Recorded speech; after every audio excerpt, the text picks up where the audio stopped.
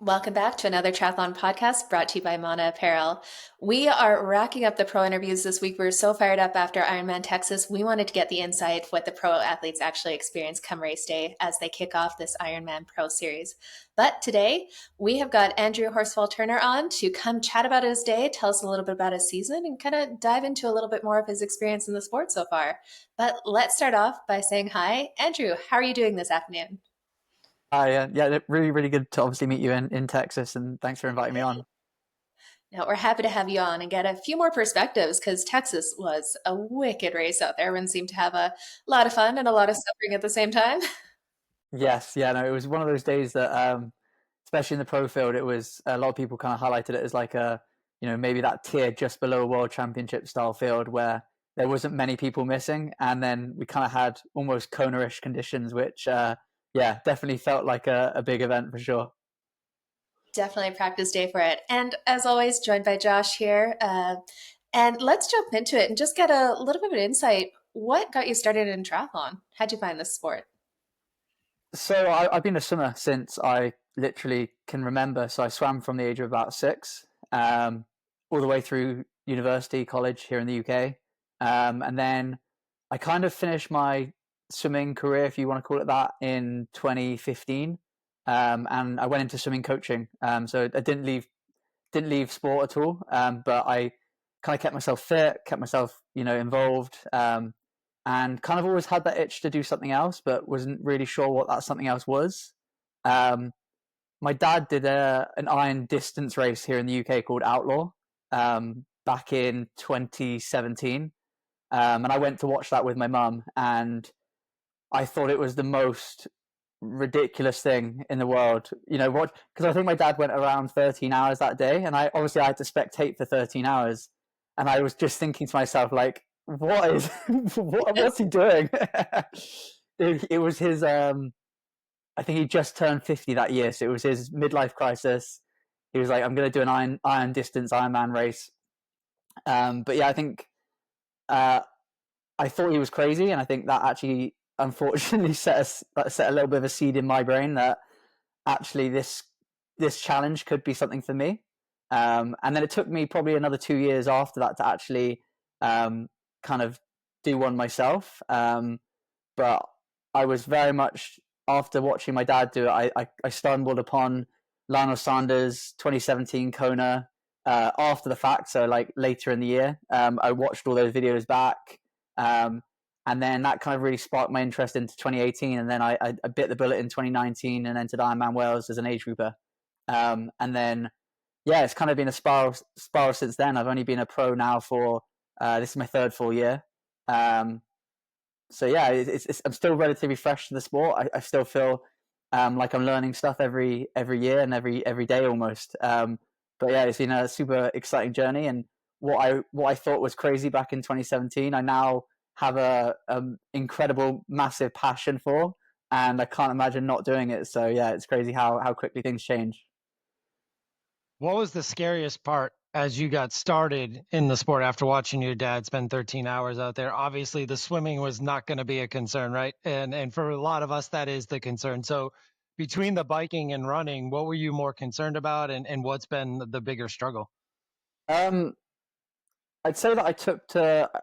I think mentally, maybe the cycling in the short term was probably the biggest thing because having never been really on a road bike, I'd done some mountain biking as a kid, as a lot of people do, but I'd never been on a road bike with these little skinny tires, and then obviously then you put tri bars on top of that, and that was pretty daunting. But I actually took to cycling really quickly. I had a obviously a big engine from being a swimmer, so my progression in cycling just instantly got like I instantly had like a relatively high FTP, and you know it took me a while to get used to fueling and long rides, but for that side of things, it was actually pretty easy. Um, but running has been a let's just say it's been a project ever since starting, and I've seen glimpses of it clicking and coming together. But I'm very much still kind of piecing it out. What I can see in training, I haven't quite seen in an Ironman race yet in terms of run performance.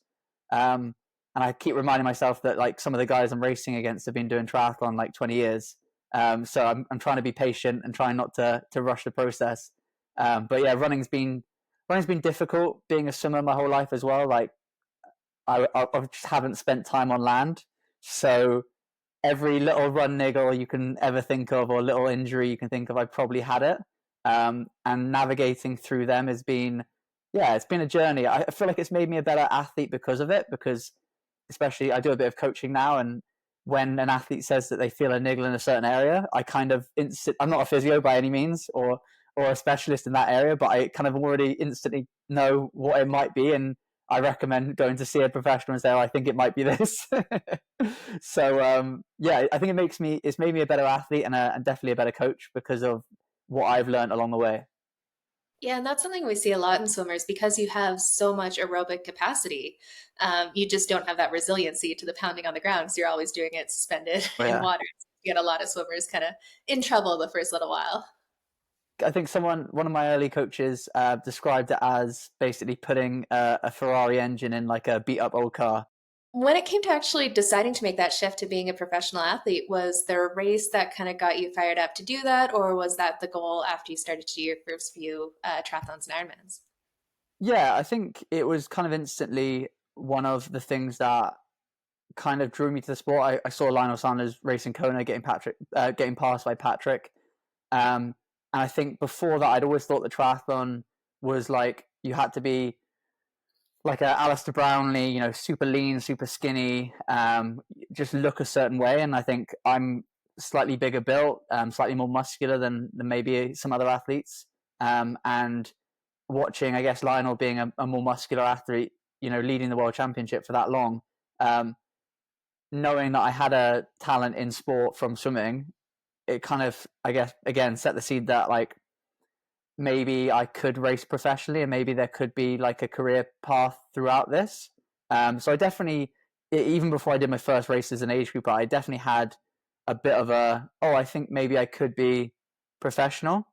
Um, but I very much believed like it will kind of happen when it happened. It took me, well, I say didn't take me that long. It took me like 2.5 years of being in the sport. I did 2 iron distance races before getting my license. But yeah, it was definitely, I guess I'm super competitive. And I guess that competitive nature, like instantly, as soon as I decided I was going to try a triathlon, the competitive side of me just developed and was like, right, if I'm going to do this, like I'm going to try and be as, you know, as good as I can be. And that's I guess what's still my key motivator, because I'm not necessarily someone who's out and out, you know, motivated by say money or a particular result. I obviously love to race to win and stuff like that, but I'm always motivated by just being super competitive and seeing improvement, and I think that's quite important, especially in a sport where your career can extend 10 plus years. You know, I'm only 30, so I'm hoping I've got another maybe 10 years of this if I keep improving. So yeah, that's kind of where the mindset came in, and also how I guess I developed quite quickly into the pro ranks as well. I mean, 10 years might be short these days if you look what Cam and Patrick are doing out there too. So Yeah. it's quite impressive, and especially considering more young people going right to the longer distances too. So there's quite a disparity in the age now, which not always was the case. And I'd imagine it has to do a lot with nutrition and technology and just your training regimen. Kind of what are some of like those key weeks look like for you leading into an event like Ironman Texas or even a 70.3? Yeah, so it's obviously changed over the time. I've actually changed coaches this year, so that's been um, a fun kind of project, doing something slightly different than I've done previous years. Um, I guess I actually raced Ironman South Africa 4 weeks before Texas. So the lead into Texas was probably a little bit, let's just say it didn't go as well as it should have gone. I managed to pick up a virus. I managed to get a little bit of a knee niggle. That obviously, in addition to recovering from South Africa and then trying to rest for Texas, I probably didn't really train properly, I say, between that period. But I guess if I take you guys back to pre South Africa, A typical week for me is nothing, I guess, nothing extraordinary. I work part time, so I coach on the side. I do a little bit of swim coaching on pool deck, and I do some triathlon coaching online. Um, I also have a 2-year-old daughter, which she obviously keeps me pretty busy, and I've got another baby on the way next week actually. So Oh, another congratulations. You're real another busy. addition. So So that we get and out of the way. yeah, true. But I'm also a firm believer that like once you get above say 21, 22 hours, they're all hours. I don't think there's necessarily a massive difference from an athlete who's training 21 hours and an athlete who's training 30 hours, 35 hours. Um, some people need the 35 hours because they've been doing the sport for so many years that if they don't train 30 plus hours, they're not going to get an adequate stimulus to try and keep on improving. Um, so I think from that perspective, I'm quite fortunate, and I think I probably average around those low to mid 20 hours like kind of weeks consistently. But yeah, it's very very normal kind of stuff, like a long run every week with like a decent build. Um, trying to I've played around in the past with like really big long bike sessions as well, and I think I found that they fatigued me. And again, I think it may be because I'm quite young to the sport. Like I could do these big kind of heroic 4-hour sessions with loads of efforts at Ironman intensity, and I could do them, but I couldn't recover off them and I couldn't adapt from them properly. So we've actually come back to much more of a frequency instead of duration. So instead of riding my bike for 6 hours one day, and then having a day off the bike or having 2 days off the bike, I'm doing like 3 hours one day, 2 hours the next day, 2 hours the next day, and kind of just spreading that workload. I think the longest ride I actually did I did a training camp in Lanzarote in January where I obviously did a bit more long rides. But between the end of January and South Africa, or even Texas, the longest ride I've done is only 4 hours in duration. So yeah, I think that's working really well. Swimming about is for me is about consistency. As long as I'm in the water, as long as I'm touching the water 4 to 5 times a week, I'm kind of plus or minus a percent always there or thereabouts with where I need to be front pack. So I don't never stress too much about the swimming aspect. But yeah, I guess the project for me at the moment is trying to create enough robustness on the bike and continue to create more robustness on the run so that I can put it all together, because I've shown on a few occasions now that I can really be in the mix after the bike. I'm just trying to put it together so that I can be at the mix come the finish line. Yeah, definitely. And that's actually, you mentioned that you changed coaches recently, and we seem to be seeing a lot of those coach changes kind of early season here across the pro field. But what was that decision to try something new? Like, what was the motivation behind it? So I was working with a great coach before, David Tilbury Davis, and we'd worked together for maybe 2.5 years, like literally since I basically turned professional. And I think what was working really well was the relationship was really good. The knowledge David had was incredible. But what I think wasn't quite working was my ability to adapt to the training he was giving me. Um, and I think maybe it was me being a little bit younger in terms of my time in the sport. Um, and also then obviously throwing in having a newborn, a lot of other things. But we were kind of getting to the point where I kind of had a really bad end to last year. The last few races kind of went pretty poorly. And we kind of had a good conversation basically saying like, well, what do we do going into next year to ensure that what's happening now doesn't kind of happen next year? And I think as an athlete, and I guess this is probably the same for a lot of athletes, is after doing something for a period of time, 2, 3, 4 years, whatever it is, sometimes you need a bit of a change in stimulus or a change in coaching relationship to almost reignite something inside of you. And I think that's what I was probably looking for, is just to like buy into something a little bit different, and because I was having some poor results for various reasons, it's very easy to start questioning what you're doing, and as soon as you start questioning the process on which you're following, it's difficult then to see any results from that process. So and it's a good conversation I have with a lot of my athletes in the sense that, like, you've got to be 100% trusting in what you're doing with your coach, and if you don't believe 100% in what you're doing, it's never gonna happen on race day. So it's probably more on me than it was on actual David itself. But I think I started to lose trust in the process, and I think the only fair way for both of us to move forward was to kind of part ways, and for me to try something different. So yeah, we're still on good terms, me and David. Yeah, I've been seeing some great improvements this year now working with a guy called Sam Proctor. Very different coaching style.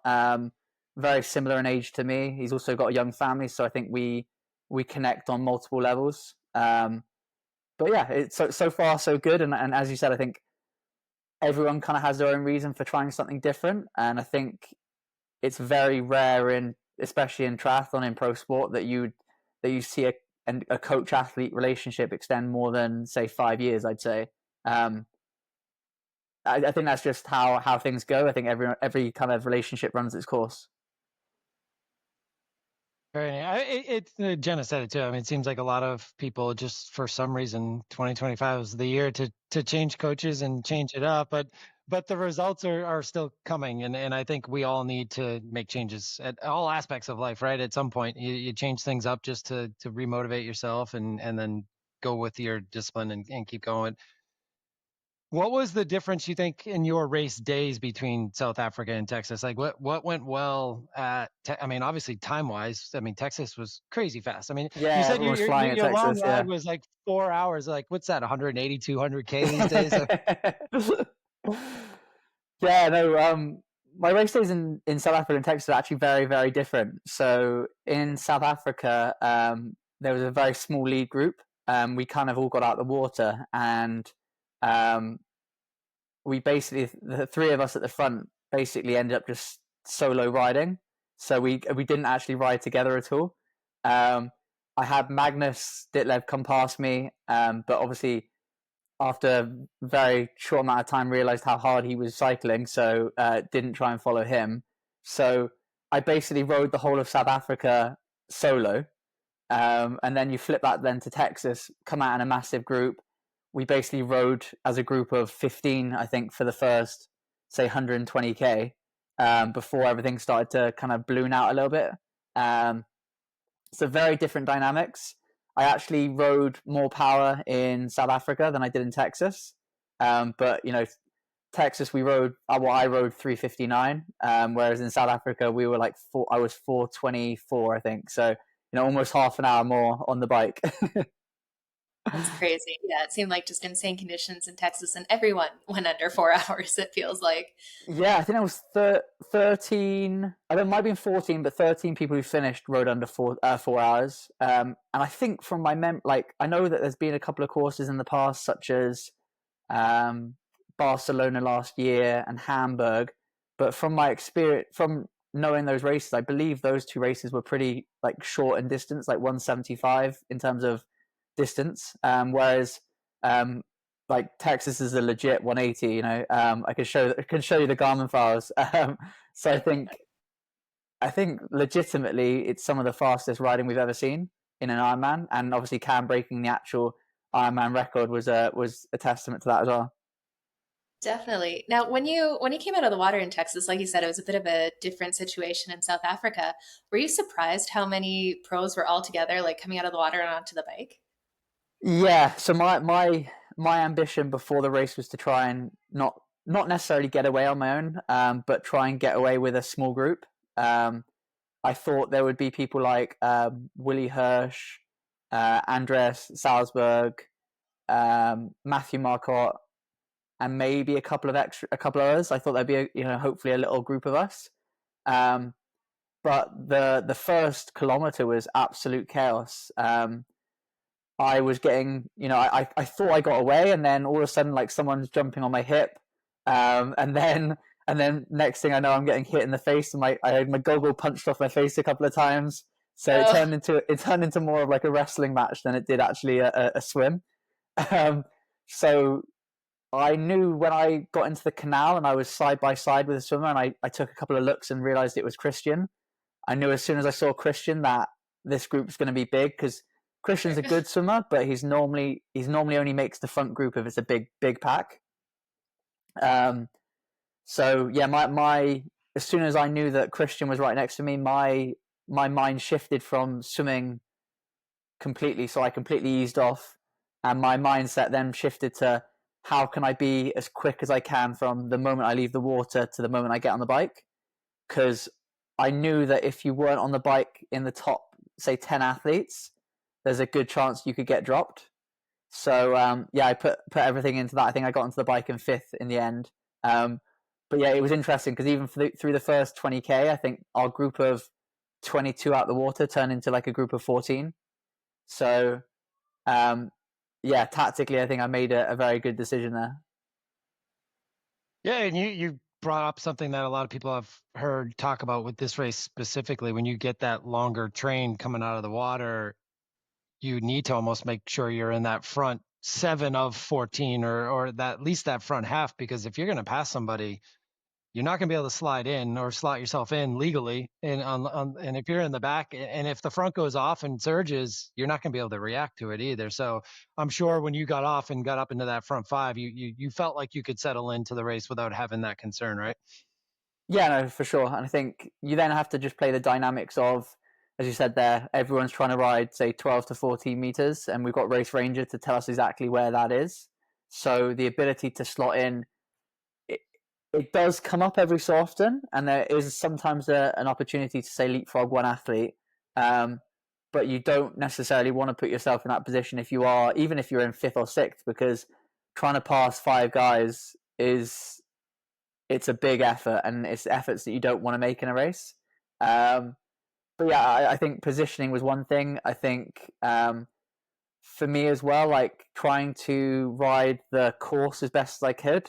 So when I was coming into corners, I would tend to ease up a little bit earlier than some athletes in front of me, because I felt that I could take the corners quicker than people, and then I would then roll back into the blue light.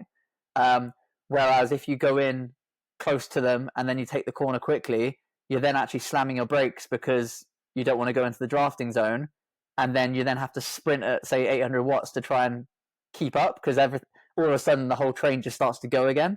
So just trying to be as tactical and ride my bike as well as I could to mitigate those situations was actually it kept you very mentally engaged. Let's put it that way.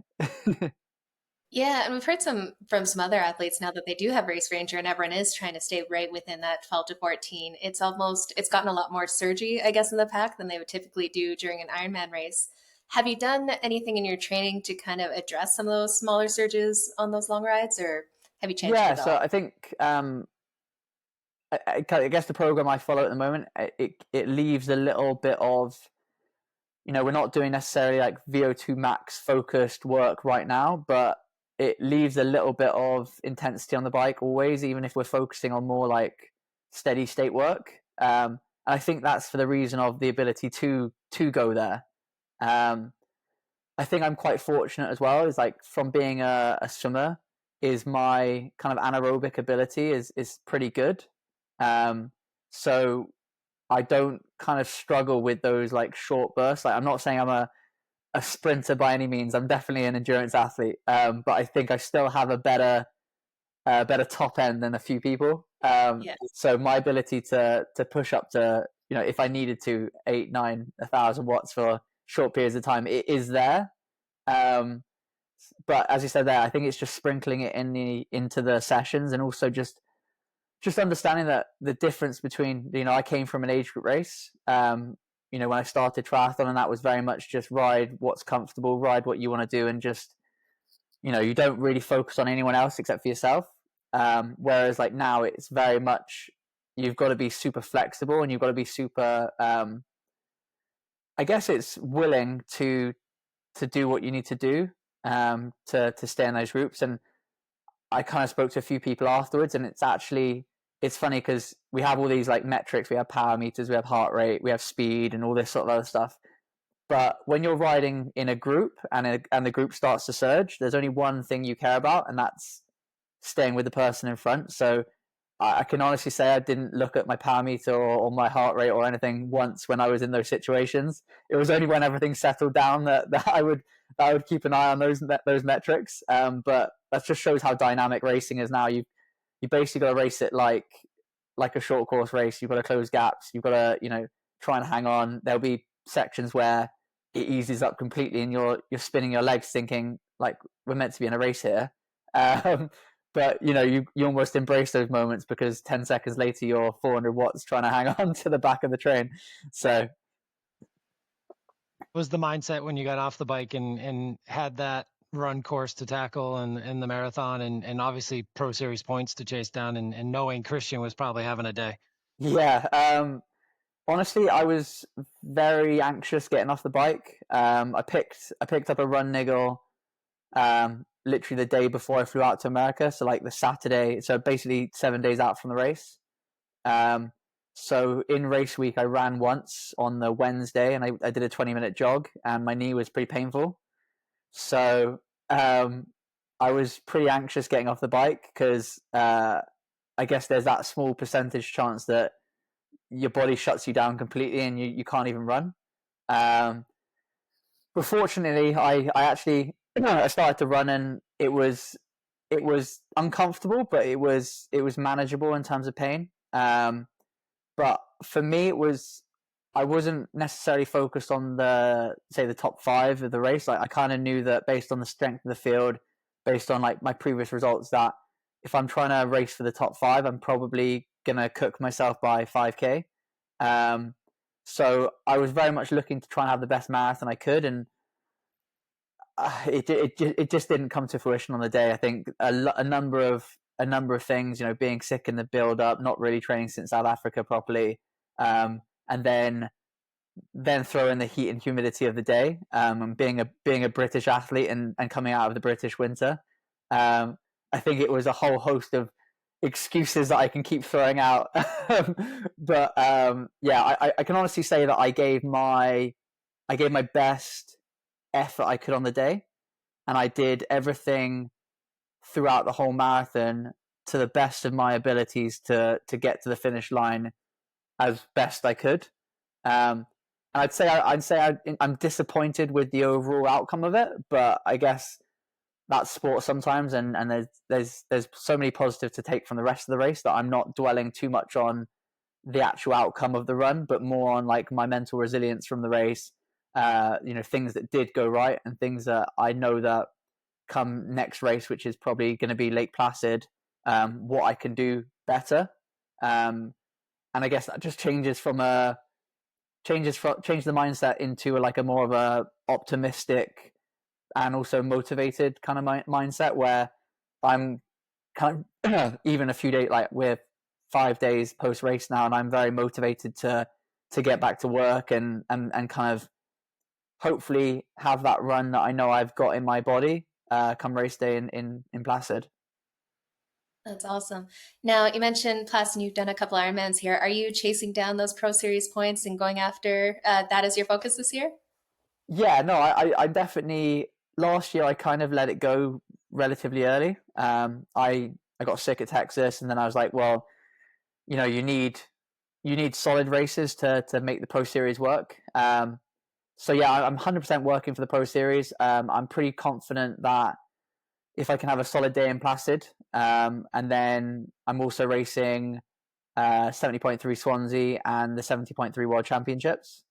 So I'm hopeful that hopefully I have solid days across those 3 races. That should put me in the mix, hopefully for the top 20. That would be I'd be really happy with the top 20 this season to hopefully then seasons to come try and challenge the top 10, etc.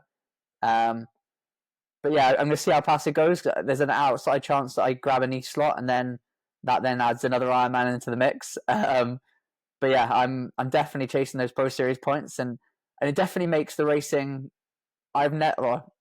You guys can agree or disagree, but I've never seen I've never seen in-season racing, even in my short period being in the sport, like we have had the last, even South Africa and Texas, racing Martin Van Riel, Magnus Ditlev, etc. in South Africa, and then coming to Texas and having the Norwegians, Rudy, it's incredible because sometimes you could go seasons without racing some of those big names.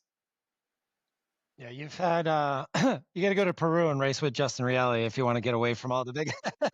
And even there, he still was third place. And I know he had a tough week, but I mean, yeah, it seems like every week when we look at the pro fields, no matter where it is, it's Pro Series or not, it's still a big race. But then you add that Pro Series Yeah, aspect to it, and it's gonna be a world championship quality field of some sort. And how close? I mean, you've had a good Swansea, right? I mean, you had a great Swansea last year. yeah. So I finished on the podium there last year, and it's now a Pro Series race this year. So I'm definitely anticipating it for it to be a slightly harder field. But I literally live, so the end of my road is part of the bike course. So Nice. No way. I can honestly say that hopefully no one knows the bike course better than me. But yeah, I've definitely got the home field advantage there, and it's a super hard British style of race where you're either going to hit a pothole or a bush. So, How close is that to Placid? Because they're both July, right? so it's 7 days out. So it's Wow. seven. So Swansea's first, and Right, I then hope Lake so. Placid's afterwards. But I was chatting to my coach actually just this morning about it, and we both agreed that it's more feasible than any other race because I haven't got to travel for Swansea. So I'm Yeah. literally in my own bed, roll out of bed, race 70.3.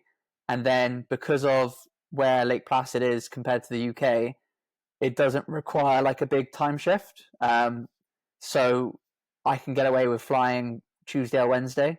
So I can have a day or two after the race to recover and then fly out. And then, you do a couple of easy sessions and then it's race day again. So I've never done a back-to-back like that before. But, you know, logistically speaking and logically speaking, I think it can work. But yeah, time will tell. At To least it's Cam, short talk to to Martin long. Van Riel. I mean, Yeah, Much for better sure. than I think short. it's relatively short, but I think like the key things are, not trying to do anything that week between races that feels bad. So if your body's feeling tired, it's just like, well, don't do that session. Like, just take it easy. And like key things would be like, not overeating, but eating a lot and trying to sleep a lot. I think if you nail those two things, and then you can get the body moving pretty well. I don't see why we shouldn't. I shouldn't be able to bounce back. Hopefully to 100%. Awesome. Well, we'll definitely be following along there. We've got a couple of kind of quick fire questions that we run through here with the pro athletes. Nothing too crazy, but we'll start with what's the weirdest thing you've ever eaten during like training or racing? Maybe you're bonked on the side of the road and just needed something from a gas station. Um, weirdest thing. I'm trying to think more like long rides. If I've gone out for a long ride and I'm desperate. Probably. So in the UK we have like do you have like pasties in the States? So like yeah, so we have like a thing called a Cornish pasty. Have you ever heard of that? no. No. So down in Cornwall, they obviously it was made from Cornwall, so Cornish. Um, it's basically like like a pasty, so like short crust like pastry on the outside, and then it's got like beef, potato, carrot, and a few other things in like a mushed up kind of mix on the inside of it. But I can remember a couple of times that I pulled over and just like walked into the shop and thought, what can I get that's going to get me home? And I've seen one of them and I've just absolutely demolished it. Mentioned this on another as training in Scotland for a while, and a good sausage roll on a long ride Oh when yeah, you're a like, sausage roll. Yeah, yeah, for sure. okay, if you had to race an Ironman triathlon as a pair with another pro, who would it be? Now, this could be someone that is faster than you, that would push you to go faster, or just someone that would be fun to spend an Ironman hanging out with. That's a really good question. Again, I'm thinking someone who's maybe like a good swimmer, good cyclist, and maybe a better Someone. runner than me. Yeah. Oh, it's really hard. I'd probably have to go with someone like Magnus Ditlev, but I'd have to get him to calm down on the bike a little bit. Yeah. Because I think on his day he can have a really good swim, so I could let him swim on my feet, and then on the bike, if he eased up a little bit and let me just follow his wheel. And I think from my brief interactions with him, he seems like a super nice guy, and I think he would be quietly motivating throughout that marathon. So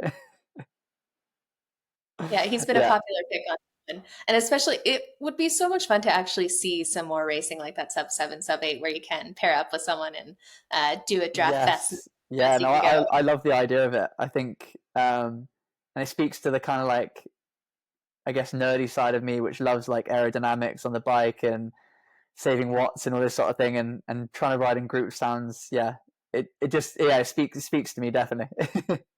So fun. Magnus would have a harder time finding someone to draft off of, though, with his size. You'd have to be going down the route of Felipe Garner and some pro tour cyclists who are, you know, almost the same height as him. Yeah, yeah. That would be good. Yeah, I remember with Joe Skipper over doing sub 7, sub 8, got all the, well, Alistair put together that pro cyclist kind of team in Yes. there. And Joe's mindset was just basically, you guys go as fast as you can. They're like, we don't know how it'll go after like 2 hours because we've never ridden that long. And Joe's like, I'm just going to try to hang on and see what happens. He did it pretty well, didn't he? Okay, so if triathlon had a fourth discipline, what would be the activity you would add that would give you the advantage over everyone else? Oh, We've had everything from beer drinking to hockey to skiing. beer drinking. No, I'm not sure I'd be good at that one. Probably say something like really random, like rock climbing, because I Perfect. think being a swimmer and having a swimming background, I think my upper body would be maybe slightly stronger than a lot of triathletes. So There maybe we go. having, you know, give me a chance to train it a little bit. But I think I used to be pretty good at pull-ups when I used to swim. So yeah, maybe rock climbing, that might be a good one. Are you doing that before the swim as a warm up and then getting in the water? Where would we Oh put yeah, it? no, yeah, I reckon we start with the rock climbing so that everyone's arms are absolutely toast, and I think that way anyone who has a good strong background in swimming would really get the benefits, I think. There we go. New sport coming up. With training and racing, do you have a guilty pleasure song or something that just gets you like fired up and ready to go for those hard sessions?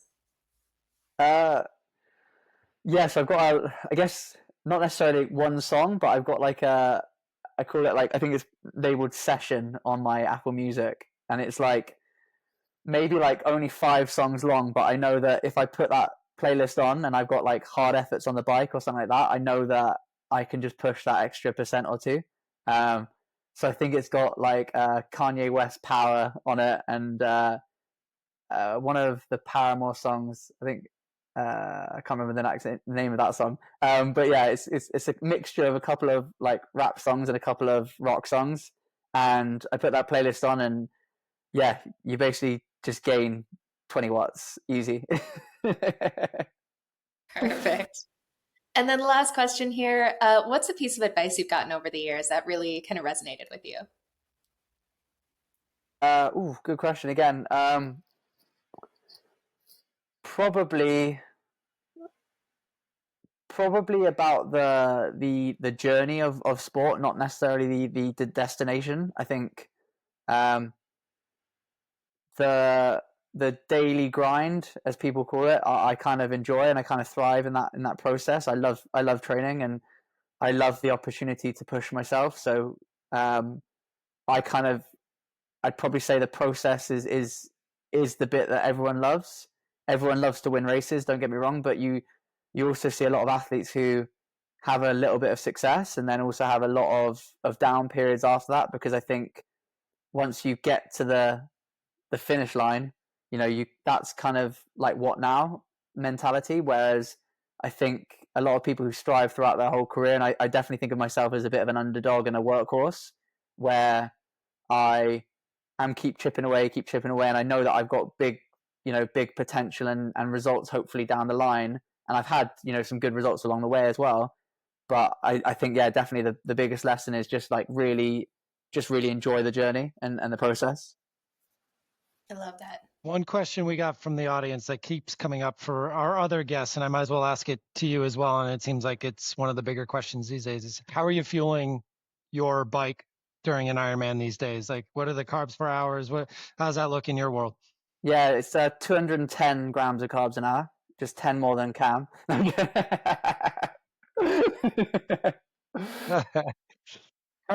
still. I did see the video of Cam saying that, and I'm still a bit baffled about how. Like, legitimately? No, but I'm mainly worried about how he stored it on his bike, because I can't think about how to store 800 grams of carbs on my bike. A lot of scoops. There's no water in any bottle, really. It's just powder, straight powder.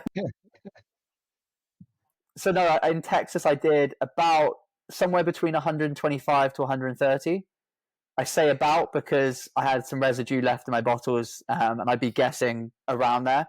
But I'd say like the evidence shows that after you go past 120, no one really knows what happens in terms of absorption. Like, are you actually absorbing, or are you just like, because anyone could put 150, 160, 170 grams of carbs into them, but is it just sitting in your stomach, or are you actually digesting it? I think is a big question. So I think I'm on a safe upper level of like 125, 130, where I seem to feel like I potentially do absorb most of it. But I think there is still, like, again, me being relatively new to the sport, I think I've still got potential to play around with that. And I also know athletes that have gone lower, actively gone slightly lower, say 90 to 100, because they find that by going slightly lower, the body really absorbs everything, and they actually then feel much better on the run as a result. So yeah, it's an interesting one. I think also the source in which you get the carbohydrates is really important. I think you can just you've got to mix some sort of form of fructose with your maltodextrin or your glucose, or I worked with a company called Fast Food a couple of years ago, and they had a completely different carbohydrate source called Glaca something. I'm not a very good sales pitch. I actually used it yesterday for my run. Did you? Yeah. So I think there's multiple ways of getting sugars in, and I think some will work better for others, and I think it's about playing around with different combinations. And I think the only way to do that is practice. And I think when I do anything that's race pace specific in training, even if it's only a 2.5 hour ride but loads of like race intensity work, is I'll tend to fuel it like an Ironman. And the idea behind that is actually getting off the bike after 2.5 hours and feeling good, and feeling like the session hasn't completely depleted you. Because I think the old school mentality of triathlon training was like, if you're not kind of getting off the bike and feeling like you're going to faint, you haven't trained hard enough. So I'm pretty glad we've moved past that, and we've moved to a place where feeling good is the goal. And like, we want to be a little bit tired, but if you get off the bike and you're feeling good, or if you finish a run session and you feel good, that's the desired outcome, because you're going to then be able to recover. Yeah, and especially with one little kid running around and another one on the way, completely destroyed after those My hands sessions. will be filled. Yeah. Really. Now, where's the best way for everyone to kind of follow along with you this season and see how it's going? Yeah, no, the best place is Instagram. I'm Andrew_H_T. But if you search Andrew Horsfall-Turner, I'm pretty sure you won't find another one. But yeah, I also have done a bit of YouTube in the past. So again, if you wanted to search me on there, I've got some. I guess if you really search back, you can see a few YouTube videos I made when I was on the journey to try and even turn professional back in 2021. So yeah, there's a bit of history on that YouTube channel, and I have every so often uploaded a video. I do like to put them out, but as I've said, last couple of years, adding a kid to the mix, you lose that free time a little bit. Yes, definitely. Well, fantastic. Thank you so much for taking the time and joining us here today. We sure appreciate it, and we got some great insights. But till then, we will be following along with your next race coming up. Thank you very much. It's been great. Thanks, Andrew.